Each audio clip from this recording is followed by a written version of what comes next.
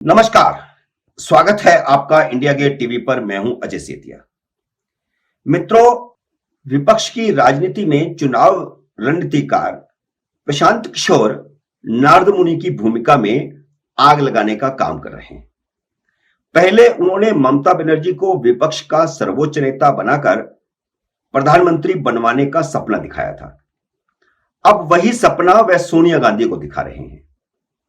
असल में बैलगाड़ी के नीचे चल रहा कुत्ता यह समझता है कि बैलगाड़ी वही चला रहा है, पर जब बैल ही यह समझने लगे कि गाड़ी कुत्ता ही चला रहा है तो मामला बिगड़ जाता है। 2015 में नीतीश कुमार ने समझ लिया था कि चुनाव प्रशांत किशोर ने जितवाया है। नीतीश कुमार ने उन्हें जदयू का राष्ट्रीय उपाध्यक्ष बनाकर के राजनीति का स्वाद चखा दिया। वह नीतीश कुमार को राजनीति का सबक सिखाने लगे तो नीतीश कुमार ने उन्हें निकाल बाहर किया। 2021 में ममता बनर्जी ने उन्हें चुनाव प्रबंधन का ठेका दे दिया था। ठेका दे दिया मतलब पैसे के बदले काम। ममता जीत गई तो वह जीत का श्रेय लेते हुए टीवी चैनलों को इंटरव्यू देकर अपनी दुकान चमकाने लगे। ममता ने उन्हें विपक्ष के नेताओं से बात कर यूपीए के मुकाबले गठबंधन बनवाने का जिम्मा सौंपा। यह भी एक तरह से एक ठेका था कि ममता मुख्यमंत्री के नाते बिजी हैं, विपक्ष के बाकी नेताओं से बात नहीं कर सकती, पहले भूमिका के लिए वह जाएं, उनसे बात करें और उसके बाद ममता बनर्जी बात करेंगे। ममता के दूत के नाते उन्होंने शरद पवार के, चंद्रशेखर राव और जगनमोहन रेड्डी से मुलाकात की, कुछ और लोगों से भी मुलाकात की। ममता को विपक्ष की धुरी बनाने की बातें करने लगे, लेकिन बिना कोई रिजल्ट सामने आए फिर इंटरव्यू की अपनी दुकान खोल ली और देश को राजनीति का सबक सिखाने लगे। खुद ही चाणक्य बनने लगे कि वह किस प्रकार मोदी को तख्ते से हटा देंगे और उसकी जगह पर ममता बनर्जी को बिठा देंगे। ममता ने भी यह सुनकर के उन्हें निकाल बाहर किया, क्योंकि हर चीज की एक हद होती है। राजनीति में राजनीतिक समझौते और गठबंधन दलालों के माध्यम से नहीं होते। वे राजनीतिक आधार पर होते हैं, राजनीतिक सोच के आधार पर होते हैं, कार्यक्रमों के आधार पर होते हैं। अब प्रशांत किशोर ने ममता को छोड़ फिर से गांधी परिवार को लॉलीपॉप दे दिया है।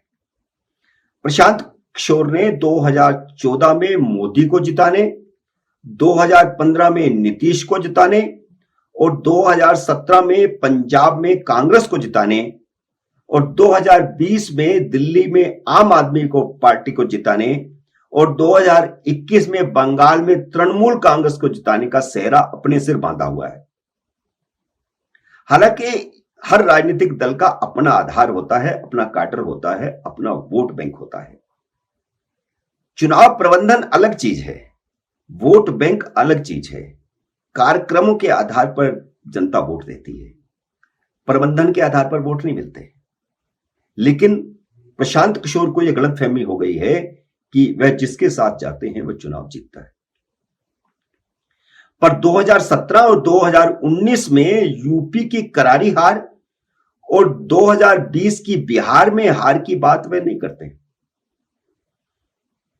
पर जैसे डूबते को तिनके का सहारा होता है, वैसे ही अब कांग्रेस को प्रशांत किशोर का सहारा है। प्रशांत किशोर का सबने एक करिंदे के तौर पर इस्तेमाल किया। किसी को काम दिया जाता है चुनाव में, उसके बदले में पैसा दिया जाता है, उस हिसाब से उनका इस्तेमाल किया। लेकिन जब वह राजनीति का सबक सिखाने लगे तो उन्हें सबने दुत्कारा है। मोदी ने भी दुत्कारा, नीतीश कुमार ने भी दुत्कारा, ममता ने भी दुत्कारा और उससे पहले कांग्रेस ने भी दुत्कारा था।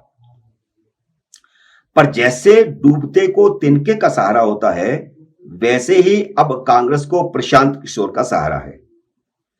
प्रशांत किशोर के पास 2024 का चुनाव लड़वाने के लिए फिलहाल कोई विकल्प नहीं है।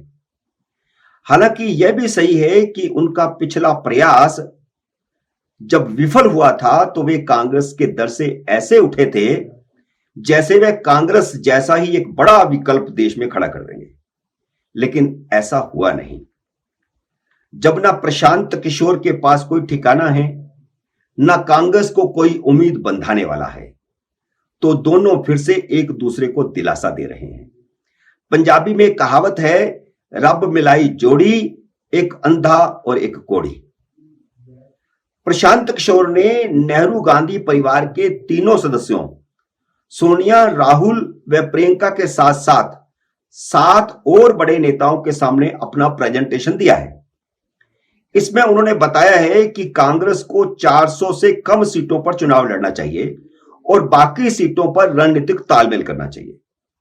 हालांकि यूपी में हमने देखा कि कांग्रेस के साथ गठबंधन के लिए अब कोई तैयार ही नहीं है। अखिलेश यादव ने तो साफ मना कर दिया था और मायावती ने पेशकश का जवाब ही नहीं दिया था। यह राहुल गांधी खुद बताकर अपनी किरकिरी करवा चुके हैं।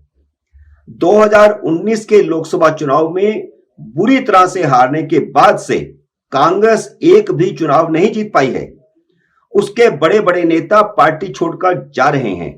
लोकसभा चुनाव के बाद पिछले 3 साल में 17 राज्यों में विधानसभा चुनाव हुए हैं और कांग्रेस किसी भी राज्य में अपने दम पर चुनाव नहीं जीत सकी है।